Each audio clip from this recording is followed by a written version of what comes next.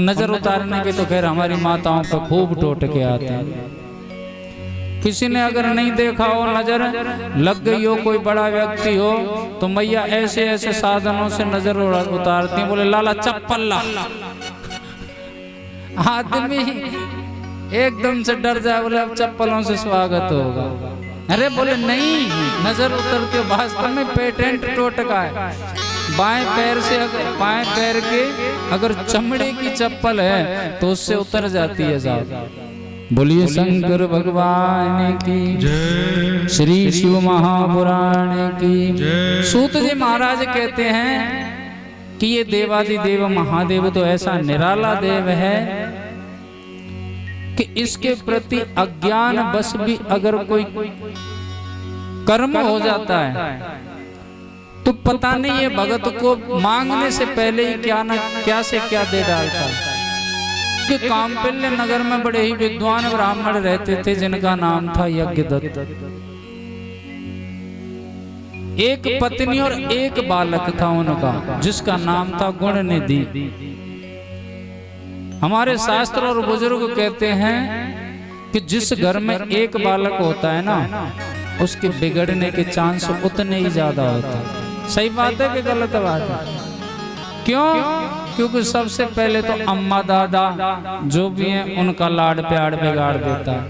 बालक कोई गलती करे, माँ डांट दे या थप्पड़ लगा दे तो निकल बैठने, थारी हिम्मत कैसे हुई हमारे छोरा से हाथ लगा।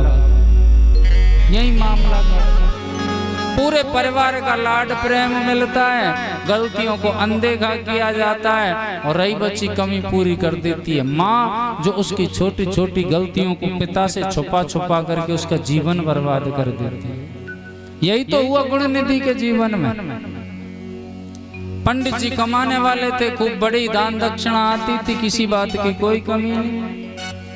पंडित जी तो चले जाते प्रातः 6 बजे पूजा पाठ कराने के लिए और रात्रि को 11 बजे आना होता उनको, 10-11 बजे। पंडित जी निकले पूजा पाठ कराने के लिए, बेटा की संगति ऐसी थी, यारी दोस्ती जो उनके साथ घूमता, धन की कोई कमी नहीं थी, माँ से मांग करके ले जाता और खर्च कर देता।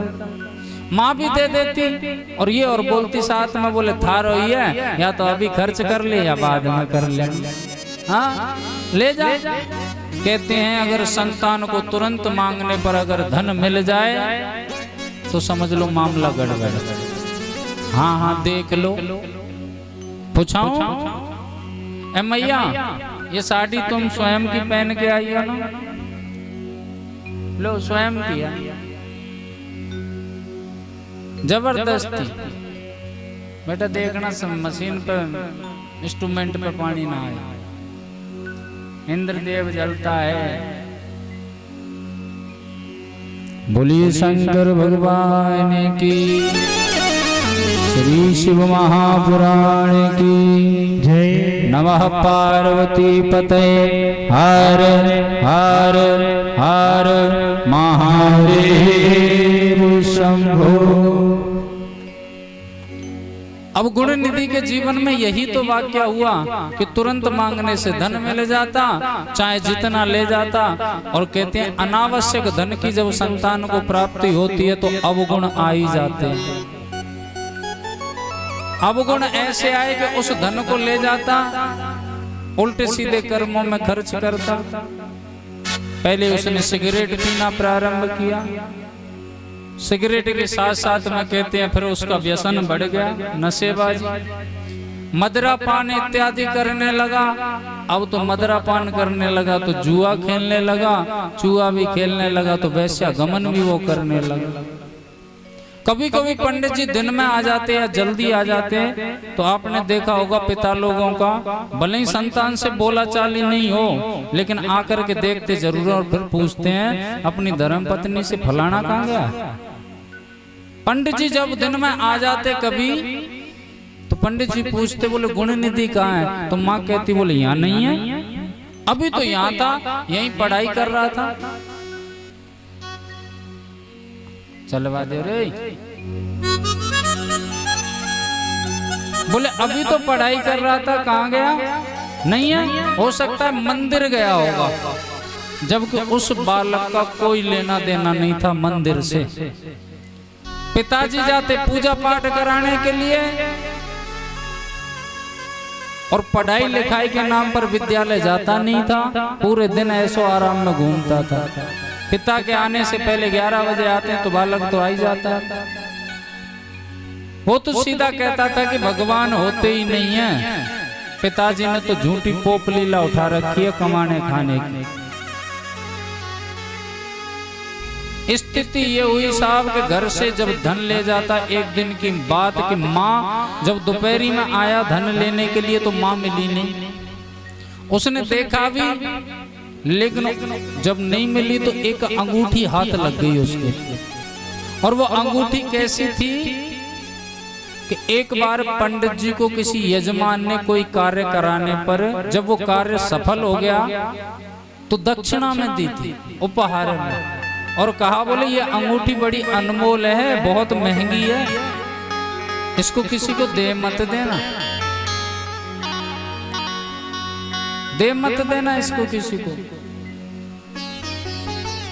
पंडित जी बोले हम क्यों देंगे साहब, और वो ला करके अपनी धर्मपत्नी को दे दी और वो अंगूठी उन्होंने उठा करके रख दी। आज वही अंगूठी गुणनिधि के हाथ लग गई, ले गया और जुए में हार गया। शाम को आया माँ से बोले माँ तुम तो दिन में थी नहीं, मुझे धन की आवश्यकता थी, पिताजी की वो अंगूठी मिल गई मुझे और मैं जुए में हार गया, अगर पिताजी कुछ कहें तो अपने आप संभाल लेना।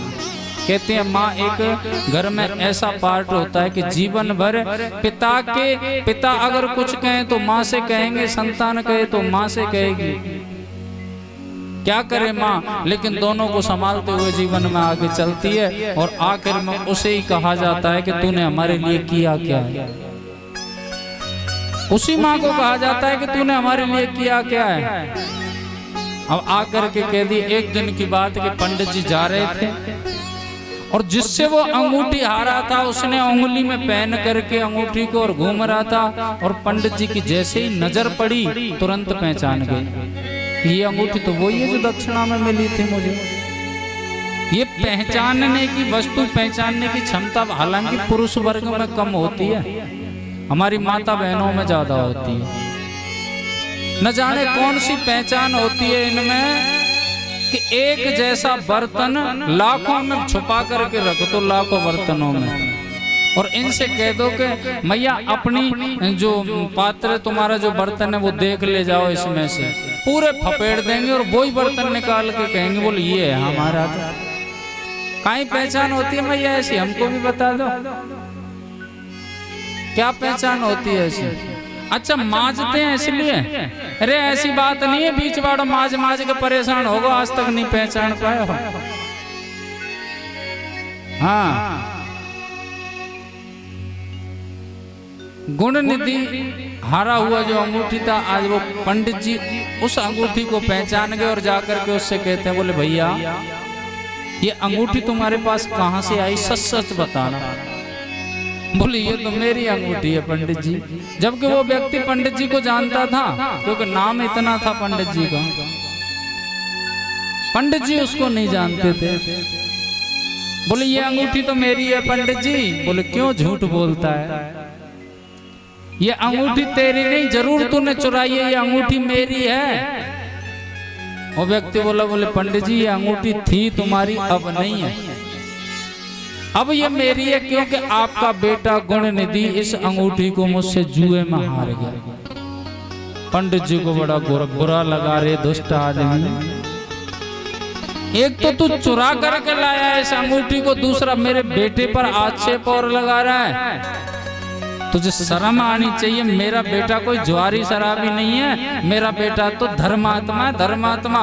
उसको अपने अध्ययन से फुर्सत नहीं है, पढ़ाई लिखाई से फुर्सत नहीं है, वो तो जब जाएगा इन कर्मों में। और कभी उसको समय भी मिलता है ना 5-10 मिनट का, तो वो मंदिर जाता है।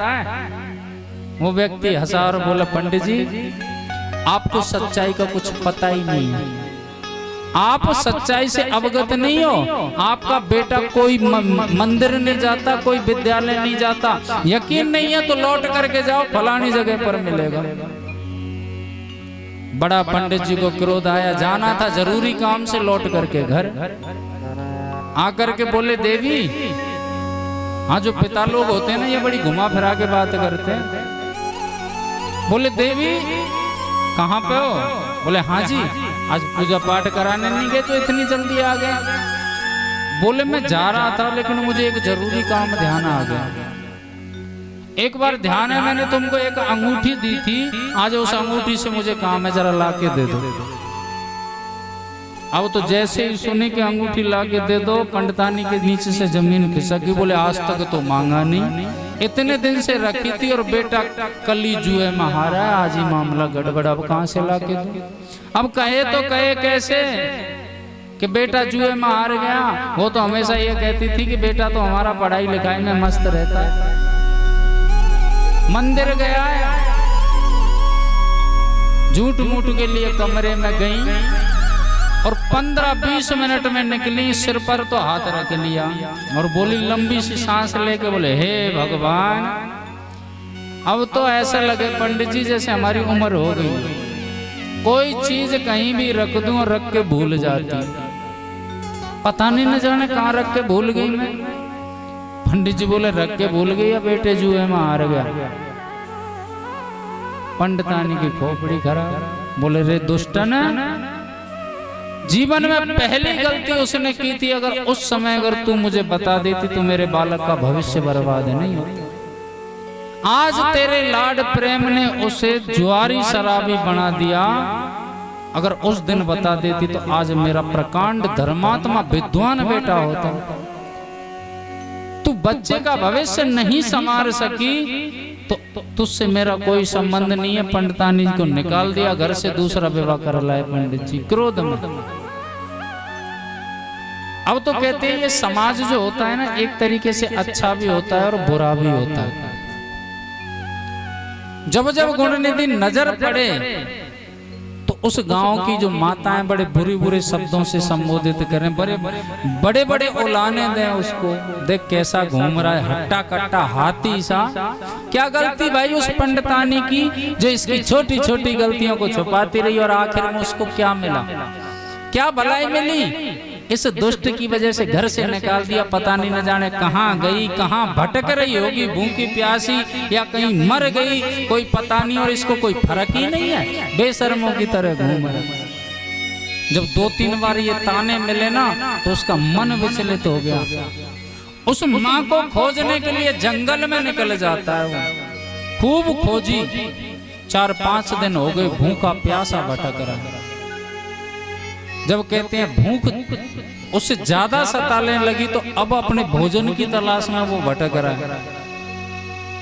भोजन की तलाश में भटकते भटकते उसे कुछ आवाज सुनाई दी। जब उसने गौर से सुना तो भोलेनाथ के नाम के जयकारी लग रहे थे। उसने सोचा कि कुछ लोग तो हैं, चलो इनके पास चलते हैं, अगर कुछ व्यवस्था मिल जाएगा।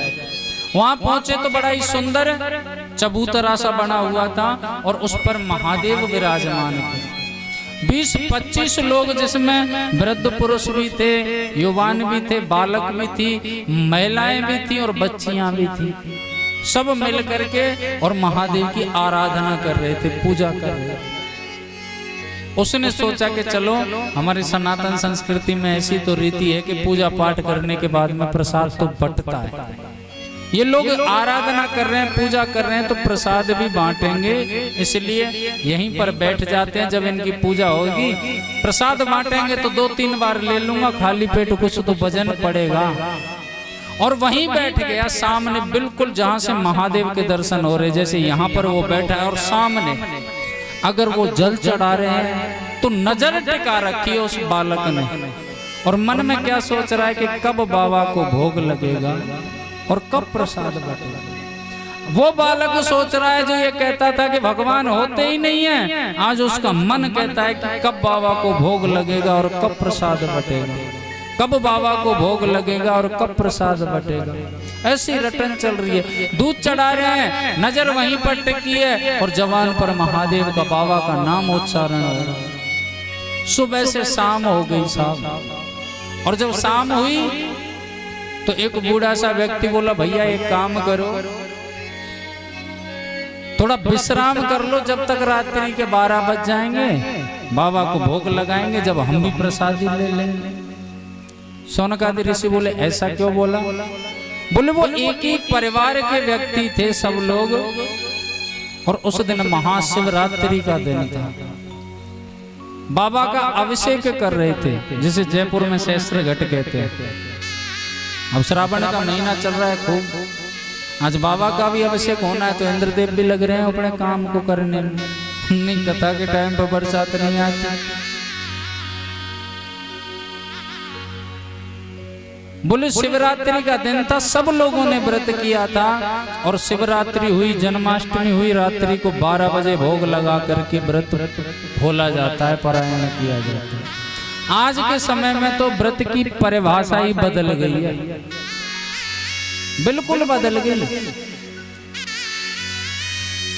पुरानी माताएं पुराने समय की या गांव से जो बिलोंग करती हैं, आज तो व्रत रखती हैं, लेकिन जो पढ़ी लिखी है ना, पढ़ी लिखी होने का मतलब है जो पूर्ण तरीके से पढ़ी हुई हैं, उनमें तो संस्कार कूट कूट के भरे हैं, और जो अधूरी पढ़ी लिखी हैं, इनके ये अंदर पता नहीं न जाने परमात्मा ने कौन सा ज्ञान भर दिया है, जिनको ये व्यर्थ की बातें लगती हैं। उपवास करना, पूजा पाठ करना, महादेव पर जल चढ़ाना, ये उनके लिए व्यर्थ की बेकार बात लगती है। और आज के समय में सबसे ज्यादा वैवाहिक जीवन में अगर कलेश होता है उन बेटियों का, तो इन्हीं वजहों से होता है। ससुराल में जाकर लोकाचार निभा नहीं पाती हैं। क्यों?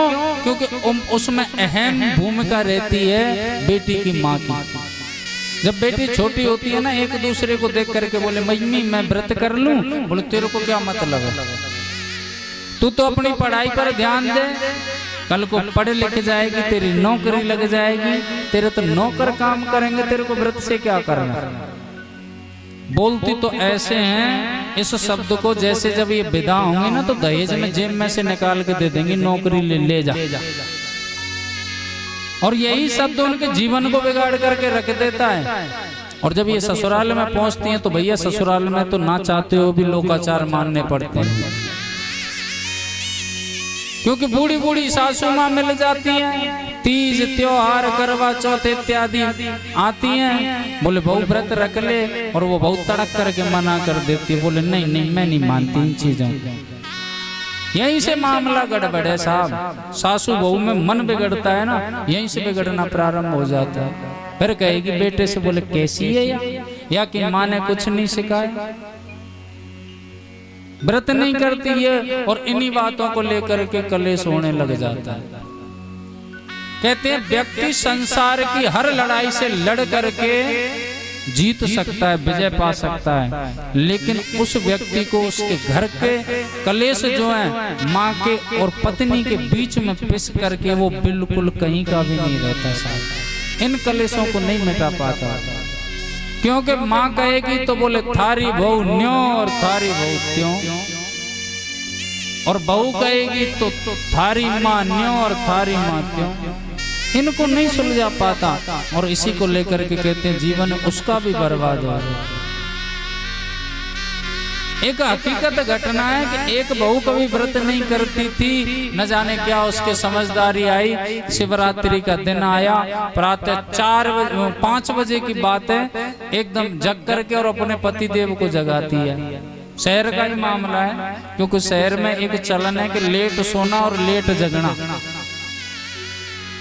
5 बजे पति देव को भपेड़ करके बोले अजी सुनते हो, बोले कहीं है सोवा दे चुपचाप, मूड मत खराब करे। बोले मैं तो ये कह रही थी आज हमारा व्रत है। बोले आओ कर लिए तेरे बाप दादाओं ने।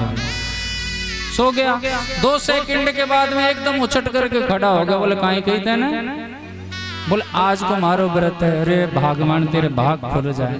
कर ले भैया तू तो व्रत कर। सुनो जी बाजार जाओगे? बोले हाँ चले जाएंगे। बता? बोले 2 किलो कलाकंद ले आना, आज हमारा व्रत है। ठीक है ले आऊंगा। और बोले 2 किलो सेब ले आना। ठीक है 2 किलो केला भी लेते आना। ठीक है ले आऊंगा, तू व्रत कर। और सुनो चूटू कूटू का आटा और ले आना, पकौड़ी बड़ी स्वादिष्ट बने वाली। ठीक है ले आऊंगा मैं, तू व्रत कर। और सुनो, जब शाम को आओ तो 2 किलो सफेद रसगुल्ला और ले आऊंगा। आज हमारा व्रत है। जिस दिन व्रत नहीं होता, आज के महंगाई के समय में मुश्किल से 3 टाइम के भोजन का खर्चा 100 रुपए 125 रुपए, इससे ज्यादा नहीं पड़ता। लेकिन जिस दिन व्रत होता है ना साहब, आज के समय में सुबह से ही केला कूद रहे हैं, समोसा सेब कूद रहे हैं, 2 किलो कलाकंद समा गया, और सोते सोते भी वो 2 किलो रसगुल्ला, चूटू कूटू की पकौड़ी, और फिर भी कह रही हैं शाम को, बोले आज हमारा व्रत था, कैसी रही, भाड़ चूलो रही। व्रत में शास्त्रों में विधान है कि 1 बार पारायण किया जाता है। क्षमता हो चरणामृत से, भगवान के चरणामृत से व्रत को खोलना चाहिए। बार बार नहीं, पूरे दिन बकरी जैसा मुंह चलता है आज के समय में। आपकी क्षमता नहीं है तो एक समय भोजन कर लो, ऐसा विधान है। अब आजकल ज्ञान चंद लोग कहते हैं, कुछ वो लोग कहते हैं जिनकी सामर्थ्य नहीं है 5 मिनट भी भूखे रहना। लोग कहते हैं कि भगवान कभी नहीं कहते कि हमारे लिए भूखे मरो, और इस बात को कहने वाले ज्यादातर वही लोग होते हैं जिनको जगते ही 1 बेलन चाहिए नाप करके डालने के लिए, खाने के लिए। भूख उनसे सहन नहीं होती, और वो समाज में सब प्रचार करते डोलते हैं कि भगवान कभी नहीं कहते कि हमारे लिए भूखे मरो, व्रत रखो, उपवास करो। स्वयं की तो क्षमता है नहीं, और दूसरों से कहते हुए फिरते हैं। और ये वही लोग होते हैं कि घर में तो कुत्ते जैसी वैल्यू नहीं होती, और बाहर संस्कार फेंकते फिरते हैं। मैं दावे के साथ कह सकता हूं कि महादेव ने कभी नहीं कहा, किसी शास्त्र में नहीं कहा कि हमारे लिए भूखे मरो। लेकिन इतना मुझे विश्वास है कि अगर कोई व्यक्ति 1 दिन भूखा रह ले तो मरेगा तो नहीं, कि मर जाएगा, नहीं मरेगा। आज भी कुछ माताएं ऐसी हैं जिनके हफ्ते में 5 दिन व्रत होते हैं, उपवास। और कोई कोई माता तो ऐसी है जो चरणामृत से ही व्रत पारायण करती है, अन्न का दाना नहीं खाती साहब। वैज्ञानिक भी कहते हैं कि महीने में 2 दिन भूखा रहना चाहिए, क्योंकि आजकल का खान पान ऐसा है और मेहनत इतनी है नहीं कि जो हमारे जो खान पान में गंदगी आती है शरीर में इकट्ठी हो जाती है, और मेहनत नहीं होती है तो वो गंदगी है वो कहाँ जा करके नष्ट होगी, वो मेहनत से नष्ट होती है। और मेहनत करते नहीं है तो वो जम जाती है, और जब वो जम जाती है अंदर तो वही बीमारियां बन जाती हैं। कहीं गांठ बन गई, कहीं पित्त की थैली में पथरी पड़ गई, कहीं कुछ हो गया, कहीं अपेंडिक्स बढ़ गई। ये हमारे खान पान से ही बीमारियां पलती हैं और कहीं से नहीं। और जब हमारे अंदर ऐसी मशीनरी है कि जब इसको खाने के लिए आहार नहीं मिलेगा ना तो ये गंदगी को भक्षण करता और वो सब साफ हो जाती है। इसलिए व्रत रहना चाहिए। ज्ञानचंद कोई ज्ञान फेंके तो कान के नीचे लगा दो, बड़ा है उसका सम्मान करते तो हाथ जोड़ के कह दो, बोले बाबा आप जाओ, व्रत हम कर रहे हैं, आप क्यों परेशान हो रहे हो, खामा खा मरेंगे तो मर जाएंगे, लेकिन हमको ज्ञान मत दो। कभी भी अब श्रावण मास चल रहा है, बच्चियां छोटी छोटी रहती हैं, व्रत अच्छी बात है, इनकी आस्था है और होनी भी चाहिए। इनको एक समय भोजन करा दिया करो, भले ही 2 समय करा दो, इनका मन रह जाएगा। लेकिन बार बार में ये बकरी जैसा मुंह जो चलता है इसको बंद करो साहब। ये व्रत की परिभाषा नहीं है। व्रत में फलार लेने की परंपरा है, लेकिन आज के समय में फलार नहीं फुल आहार लिया जाता है। बोलिए शंकर भगवान की जय। वो लोग वहां कहते हैं कि थोड़ा विश्राम कर लो, 12 बज जाएंगे रात्रि के, फिर प्रसादी ले लेंगे महादेव की आरती करके। अब तो गुण निधि ने जैसे ही सुना बोले हे भगवान ये क्या कर दिया, ये कब बाबा को भोग लगाएंगे, यहाँ तो विश्राम करने की कह रहे हैं, और कब प्रसाद बांटेंगे। वो व्यक्ति वो गुण निधि वहीं बैठा रहा, सब लोग सो गए। कहते हैं सुबह से दीपक जल रहा है मंदिर में घी का, तो दीपक जब जल रहा है तो उसका घी भी खत्म होगा। जैसे ही उसका पूरा घी खत्म हो गया दीपक का, अब तो बत्ती जलना प्रारंभ हो गया।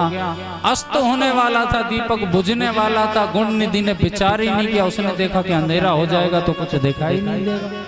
तुरंत खड़ा होकर के गया और तन पर जो बाती कहते हैं वस्त्र पहन रखा था उसको फाड़ करके उसी में से और बत्ती बना करके उस दीपक में डाल करके पुनः उसे प्रज्वलित कर दिया, जला दिया, जला दिया उसको। और जैसे ही उसको जला करके लौटा तो किसी बर्तन से उसका पैर टकरा गया। और रात्रि में अगर पैर टकरा जाए बर्तन से या बर्तन गिर जाए तो इतनी खतरनाक आवाज करता है कि कुंभकर्ण भी सो रहा हो वो जग जाए। जितने भी लोग थे सब एकदम जग गए और कोई बाहरी व्यक्ति को देखा, एक ने आवाज लगाई, बोले चोर चोर चोर। हाँ, चोर शब्द अगर रात्रि में कोई पुकारने लग जाए, पड़ोसी चाहे कितना भी बड़ा दुश्मन हो, सबसे पहले वो ही निकलेगा और पकड़ने के लिए भागेगा और हाथ सेक लेगा, बाद में देखता है कि हमारा दुश्मन है। वहां पर ऐसा ही तो हुआ, सबने पकड़ करके और उसे मार मार के उसके प्राण निकाल दिए। जब उसके प्राण निकाल दिए, उसका जीव जो था वहीं था। और महादेव जब बचाने के लिए आए अपने साक्षात रूप में, तो उन लोगों को डांट रहे हैं जिन्होंने गुण निधि को मारा। अरे दुष्टो, ये क्या अपराध कर दिया तुमने आज के दिन, इसको क्यों मारा? वो बुजुर्ग हाथ जोड़ करके कहते हैं, बाबा चोर था, चोरी करके भाग रहा था। बोले किसने कहा तुमसे ये चोर था? ये तो आज महाशिवरात्रि के दिन का सबसे बड़ा भगत है, इसलिए गुण निधि मैं तेरे इस व्रत से मैं बड़ा प्रसन्न हूँ, इसलिए अगले जन्म में मैं तुझे धन का मालिक बनाता हूँ और तेरा नाम कुबेर भंडारी होगा। एक चोर को कुबेर भंडारी की संज्ञा दे दी, धन का मालिक बना दिया बाबा ने, धन का मालिक बना दिया। और वो बेचारा उसका जो जीव है वहीं पर है और इन दोनों के संवाद को सुन रहा है और आंखों से उसके झरझर आंसू गिर रहे हैं। वाह मेरे भोलेनाथ, पिताजी जैसा तुम्हारे बारे में बताते थे वैसे ही हो, पर मैंने माना नहीं। शायद उसी पिता के घर जन्म लेने से आपका साक्षात्कार हो गया, अन्यथा संतों को आपके दर्शन करने के लिए लाखों वर्ष तपस्या करनी पड़ती थी। बाबा कहते हैं आज के दिन का सबसे बड़ा भगत था। तुम तो ये कह करके सोए थे कि 12 बज जाएंगे, समय कट जाएगा, जब भोग पालेंगे, लेकिन ये जब से आया है इसके दिमाग में एक ही बात चल रही है जवान पर कि कब बाबा को भोग लगेगा, कब बाबा को भोग लगेगा, कब बाबा को भोग लगेगा। मैं तो भाई तेरे व्रत से प्रसन्न हूँ, बता तुझे क्या चाहिए, बता कौन सा वरदान चाहिए। गुण निधि हाथ जोड़ करके खड़ा है, बोले बाबा अब कुछ नहीं चाहिए, बिन मांगे आपने इतना दे दिया, मांगने की आवश्यकता ही नहीं। बाबा ने सिर पर हाथ फेरा और उसे साथ ले लिया। किस लिए? बाबा का नाम जबान पर आने से, कि कब चाहे किसी भी माध्यम से लिया हो, लेकिन है तो वो भोलेनाथ का नाम, वही कल्याण कर देता है। नित्य ज्यादा नहीं तो पंचाक्षर मंत्र की 5 मालाएं तो करनी चाहिए। माताओं को ओम नाम का उच्चारण नहीं करना होता है, केवल नमः शिवाय उच्चारण करना होता है, वही कल्याण कर देता है। मूरत पे बाबा दिल दीवाना हो गया। नाचने का मन करे नाच सकते हो। दिल दीवाना हो गया, बोले दिल मस्ताना हो गया। मोहनी मोहनी मोहनी मूरत पे बाबा दिल दीवाना हो गया। मोहनी मूरत पे भोले दिल दीवाना हो गया, बोले दिल मस्ताना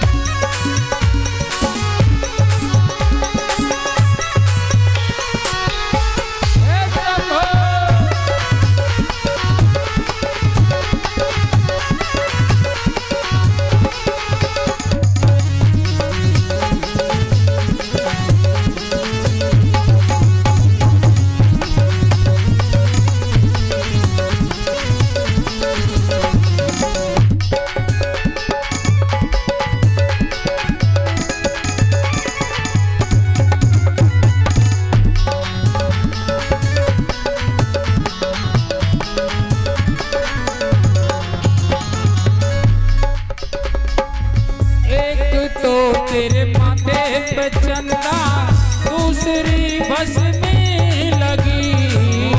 एक तो तेरे माथे पे चंदा दूसरी बस में लगी।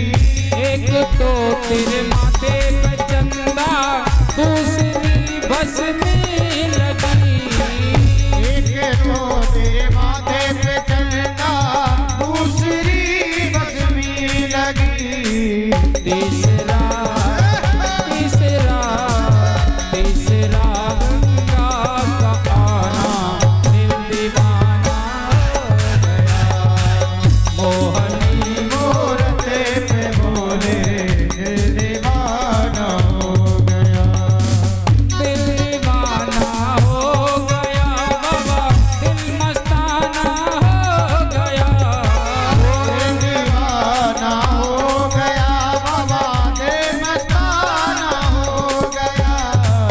मोहनी मोहनी मोहनी मूरत पे बोले दिल दीवाना हो गया। मोहनी मूरत पे बोले दिल दीवाना हो गया। जय भोले।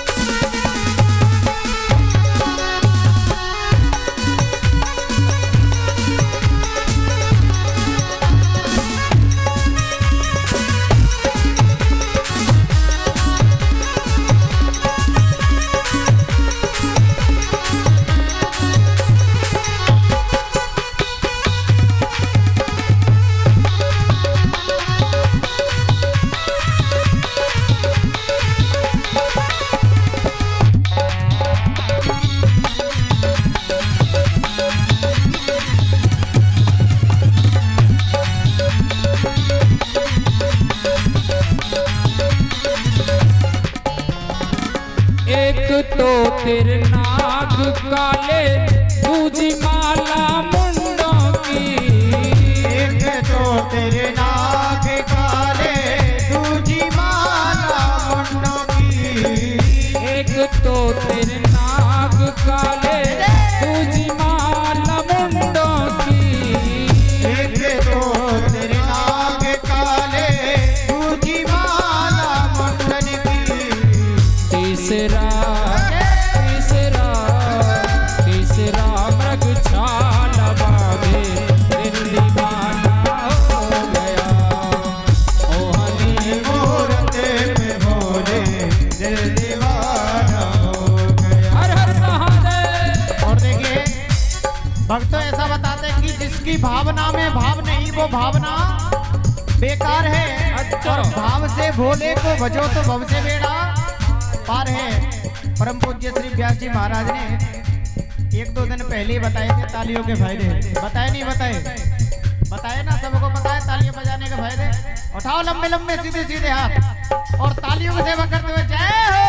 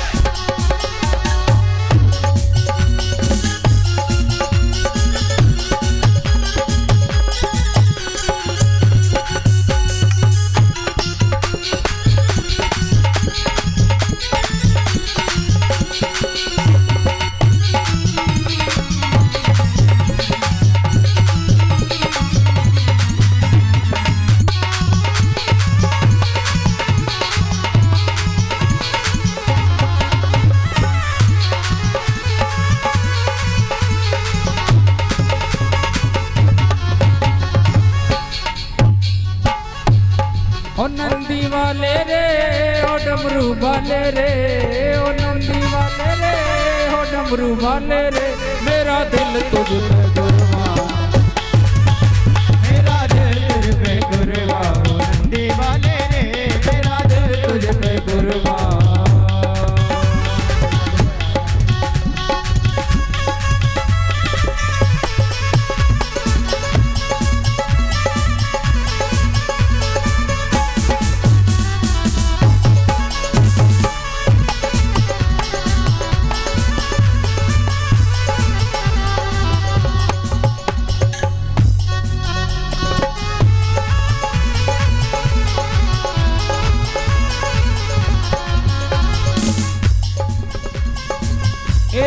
तो दानी बड़े हो दूजी लंका दान की। एक तो दानी बड़े हो दूजी लंका दान। एक तो दानी बड़े हो दूजी लंका दान की। एक तो दानी बड़े हो दूजी लंका दान दी। तीसरा तीसरा नंदी है सेवक दिल दीवाना हो गया। मोहनी मूरत में बोले दिल दीवाना हो गया। दिल दीवाना हो गया बाबा दिल मस्ताना हो गया। दिल दीवाना हो गया बाबा दिल मस्ताना हो गया। मोहनी मोहनी मूरत में बाबा दिल दीवाना हो मोहनी मूरत में बाबा दिल मस्ताना हो। महाकाल महाराज की।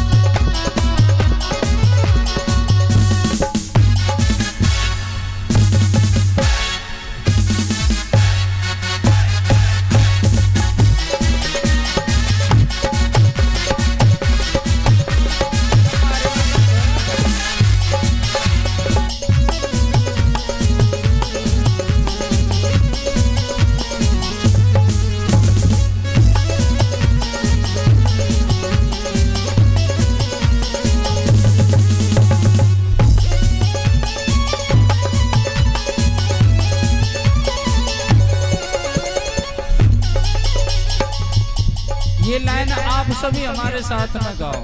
हाँ आप सभी को जोर लगा करके गाना है ये। हाँ और हृदय से आवाज कब निकलती है? कुछ समय पे जब पड़ोसन से लड़ाई हो जाए, यहाँ की आवाज वहाँ पहुँच जाएगी रोड तक। ऐसी आवाज करो सीधे सीधे। और क्या कहना है मेरे साथ पता? एक तो तेरा कंठ नीला दूसरे महाकाल हो।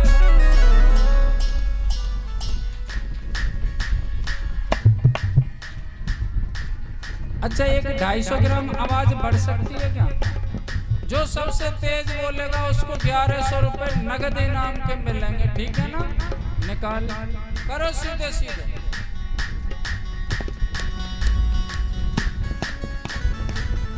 एक तो तेरा कंठ नीला दूसरे महाकाल हो।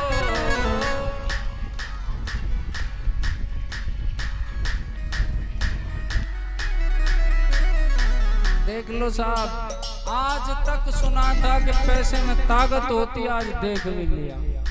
लेकिन सबने बराबर बोला है किसको दे। हाँ भगवान का भजन गाने के लिए भी लालच लेके बैठे। ये भगवान लालची आदमी हो।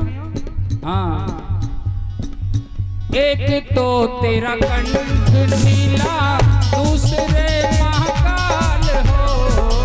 एक तो तेरा कंठ नीला दूसरे महाकाल हो। एक तो तेरा कंठ नीला दूसरे महाकाल हो। एक तो तेरा कंठ नीला दूसरे महाकाल हो। तीसरा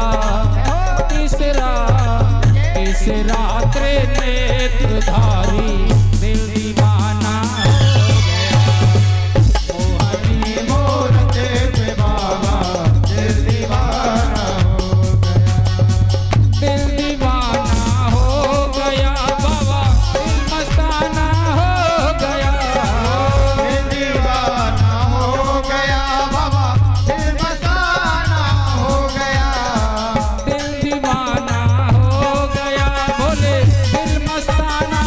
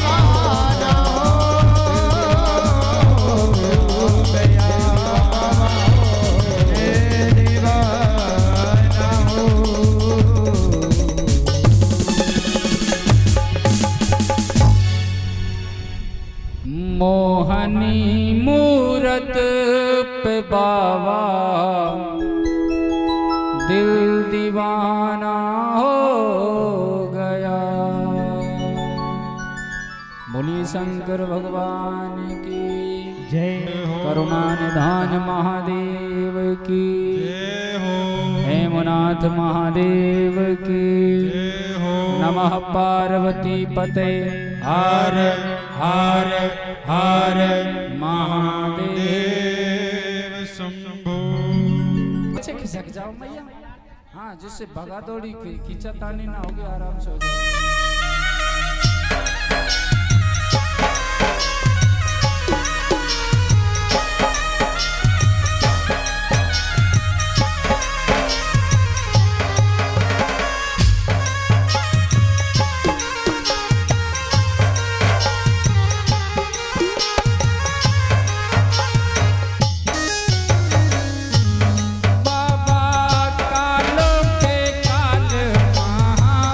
काल